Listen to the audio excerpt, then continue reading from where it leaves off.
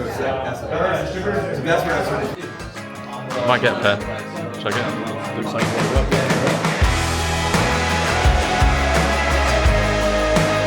Yo, and welcome back to Landscapes. I hope you're all doing very well. In today's episode, I'm going to talk to you about a couple of cycling trade shows I visited here in the UK. One was IceBike and one was CoreBike, and they're basically set up to show off distributors here in the UK or brands that will distribute to shops and stores within the UK that specialize around cycling gear and try and sell them their product basically. So it's a good opportunity to see the product up close, see what it does, and also talk to the specialists about it. So I'm going to bring you along and show some products that I really liked and talk a little bit about the events.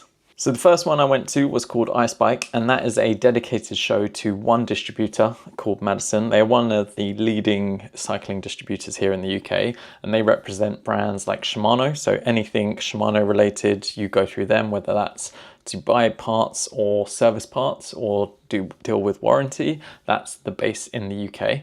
They also deal with DT Swiss, Vittoria, Maxxis, Quadlock, Park Tools. There's quite a few, and the list goes on with them. So that's why they had a dedicated show to themselves, just because they have a quite large portfolio to showcase. If I'm being honest, there wasn't too much that stood out. The notable one was from G-Technic and the ceramic coating that you use to protect your bike. I know that's been out for a while now, but it was nice to see it up and close and personal, and then I would love to try it myself to see how it actually works in repelling water and dirt. Some things that also intrigued me were the new lights from Nog. They look pretty cool and stylish, and I liked the displays that they showed and the way they attach as well. They also have an alarm system which is called the Scout, so it detects motion and sets off an alarm and it will alert you on your phone, and also uses Apple Find My so you can relocate the device. There were a number of other products, so from Science and Sport, they had some nice new electrolytes out that I tried and got some samples, so I'll try them out.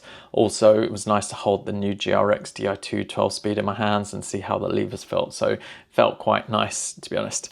CoreBike was definitely a bigger event in terms of having a lot more UK distributors and brands there just to showcase their products. This also included Zara Fisher, who represents SRAM and RockShox, along with many other brands, as well as Extra, who also represent Pirelli and Enduro. Again, there wasn't much that stood out to me. It was just nice to see some cool bikes up close and personal. I got to see the new Colnago Y1Rs, which was really nice up in person. I was a bit skeptical at first in pictures, but actually seeing it up close, it actually looks really nice. Also, there were a few adventure bikes that stood out to me. One was from 3T. It was called the Extrema Italia, I think, and that has a tire clearance of up to 57 millimeters and also comes with a UDH. That seems to be the standard now with new bikes. They also do a nice raw carbon finish using their filament winding process. So it's just like a really nice technique that looks really cool when you see it up close in person. Another bike that really stood out to me was the Reilly Reflex, a titanium gravel adventure bike, and that had clearance up to 55 millimeters. It also comes with a UDH as well, again, becoming the standard. And it had nice integration of cables. So if you were running their one-piece carbon bar and stem, basically all the cables are integrated, so it looks very clean and very nice, especially as you can get it in different anodized colors as well.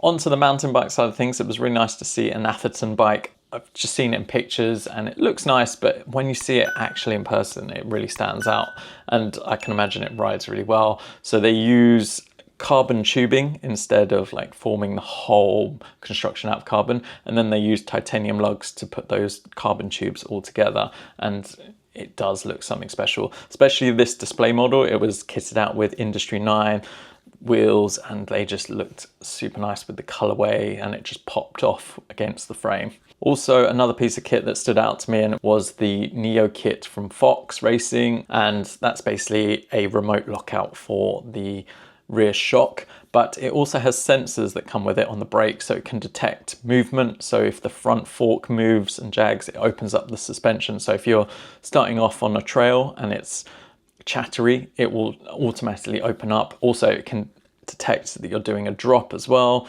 so that will then open up the suspension ready for the landing. What's quite nice is that you don't have to think about unlocking or locking the suspension because it will happen automatically, especially if you've gone from a steep climb and then straight into a descent. One piece of clothing that really stood out to me was from Assos, however you pronounce it. Obviously here in the UK we have Assos online, and I think they got sued by Assos, but they created bibs specifically for women. And I think this is a big thing because in cycling it's very male dominated, and you know, it's very hard for women to get into there and feel comfortable, and creating clothing that actually works for them is something that I think needs to be looked at by brands, and especially something like going to the toilet, because with traditional bibs you'd have to take off your clothes, then pull the bibs down to go to the toilet. On this they have magnetic clips which are on the back, and then you can easily unclip them so you don't have to take your layers off on top to then go to the toilet. And then they clip on back easily with magnets. So it'd be interesting to see how they perform. I haven't spoken to anyone about using them, but what I do like about the Assos bibs is the padding. It looks really nice and cushioned, and it has like a waffle effect, which I think increases breathability as well. So I'd be very interested to try some of those out and see how they perform. So a brand that really stood out to me at CoreBike was Stashed, and they were featured on Dragon's Den. I was actually watching the episode and saw them get investment from one of the dragons. It's basically just a storage for bikes. You know, it's a nice rack system on hooks, and the hooks are really smooth. They can spin, they can tilt, they can go all over. And what's really nice is they created a pouch for your pedals so they don't scrape up your other bike frames. And to be honest, I'd probably invest in some when I'm transporting my own bikes. It was a system that I'd really love to invest in, but looking at the prices, it might be a bit too expensive for myself. But it's a nice way of keeping your bikes in a clean and organized solution, which I think if you're living in a small space and you can attach this, then it is great. So one company I want to mention that were exhibiting at the event was Enduro, and they had their XT15 bearings there, and they've been going around for a while. I've got two of their bottom brackets and I absolutely love them. Basically, you don't have to service them if you don't want to. They say if any grit gets in there, just keep riding your bike, because the bearings are so hard that it's just going to grind down that grit into a fine powder. You can service them if you want to, and I have done that, and it does prolong a little bit and feels a bit nicer, but you just don't have to service them. They say if you do get grit in there, just keep riding. Just keep riding, and that would be great. If I had the money, I'd replace all the bearings in my bike with XT15, just because they have that lifetime warranty and they won't be destroyed.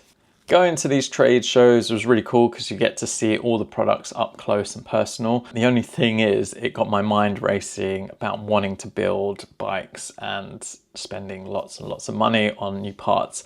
And I think these events are really cool because you need people within the bike industry to be educated on new products that are coming out and new solutions, because there's always going to be a customer that comes into your shop, and you know, you have to be that person they go to that guides them to the right product for them that's going to solve a solution. And going to these events and seeing them up close means that you get hands-on experience with them, and you can talk to the specialists who are trying to sell them to you.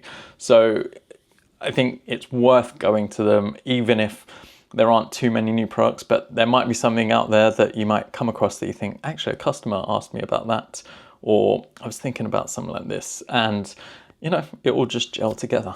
Let me know if you went to any of the trade shows in the UK, or if you don't go to any of the trade shows, is it something that you'd be interested in going to?